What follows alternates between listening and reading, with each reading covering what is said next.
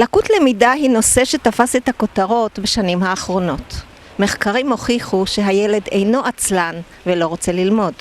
לשם כך הוקמה אגודת ניצן.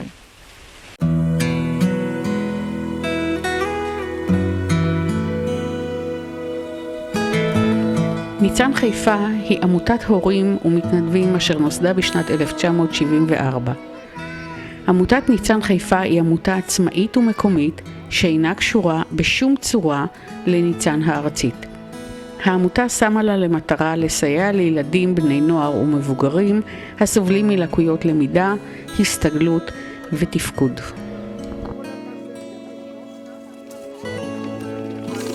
אני עכשיו הולכת לשים כל מיני מסמרים בכל מיני מקומות כדי למלא את זה.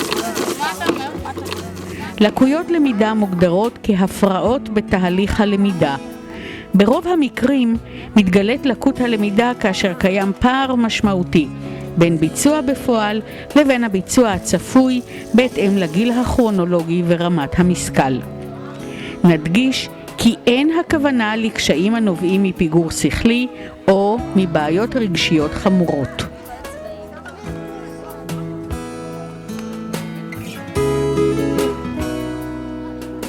לניצן מספר תחומי פעילות. מרכז לאבחונים דידקטיים המיועד לאנשים בעלי אינטליגנציה תקינה הנתקלים בקשיים במהלך לימודיהם ובפערים גדולים בין כישורי למידה שונים. להקשיב, לכתוב, לדבר, לאיית, לזכור ועוד. לקות הלמידה מקשה על הלומד לממש את ידיעותיו, מעוותת את תמונת היכולת האישית וגורמת להרגשת תסכול.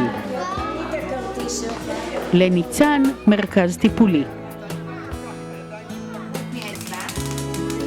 המרכז הטיפולי של עמותת ניצן חיפה מטפל בילדים בגילאי 3 עד תום בית ספר יסודי, ילדים עם לקות למידה, עם איחור התפתחותי, עם בעיות של קשב וריכוז. הטיפולים שלנו הם טיפולים של ריפוי בעיסוק, קלינאיות תקשורת, טיפולים רגשיים, טיפולים קבוצתיים של מוכנות לאלף, טיפולי כתיבה, ואנחנו עובדים בשילוב ההורים. ההורה נמצא בתוך החדר, הוא מקבל הדרכה, הוא עובד במשך השבוע עם הילד.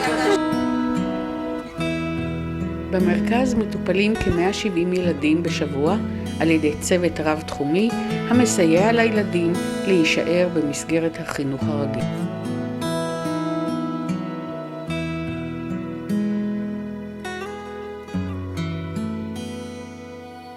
זה בית שנותן את כל המענים. זה לא רק תחום אחד, אלא יש פה את כל הצרכים. זאת אומרת, לא צריכים להתנייד רבות. אפשר להגיע הנה גם לטיפול הרגשי אם צריך, וגם לריפוי בעיסוק אם צריך, וגם להוראה מתקנת אם צריך, וגם לאבחונים אם צריך. הכל ניתן לקבל תחת קורת גג אחת.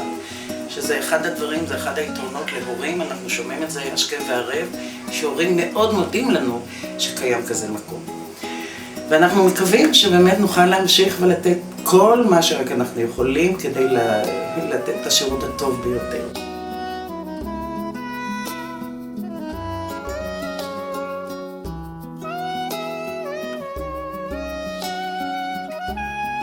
יש לי נכדה שנמצאת פה כ4 שנים. התמיכה, האהבה וההשקעה שמתקבלת פה, לא מצאתי את זה במקום אחר. מקום מתוחזק ומנוהל עם צוות מקסים.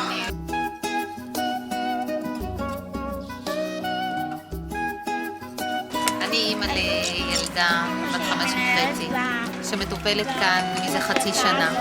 אני רואה שינוי אצל הילדה שלי, למרות שהיא נמצאת פה בסך הכל חצי שנה, אבל החצי שנה מאוד קריטית לפני העלייה לכיתה א', שזה חלון הזדמנויות שלא יכול לחזור על עצמו, והיא בהחלט השתדרגה כאן.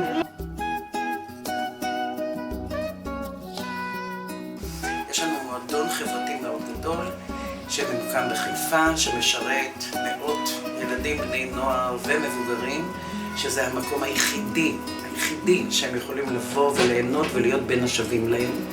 ויש להם שם חוגים ומסיבות וטיולים. אושר אדיר, באמת אושר אדיר, ממש מחמם את הלב. וכמובן מערך הדיור שפיזית ממוקם פה בקריית חיים, יש לנו היום 49 חבר'ה שגרים בחסותנו, שאגב זה הפרויקט הראשון שהוקם בארץ, הוא היה חלוץ. כולם, אנחנו יכולים לציין, מתחלקים היום על הזקן שלנו. אנחנו רק מקווים להמשיך ולהעניק. Vale,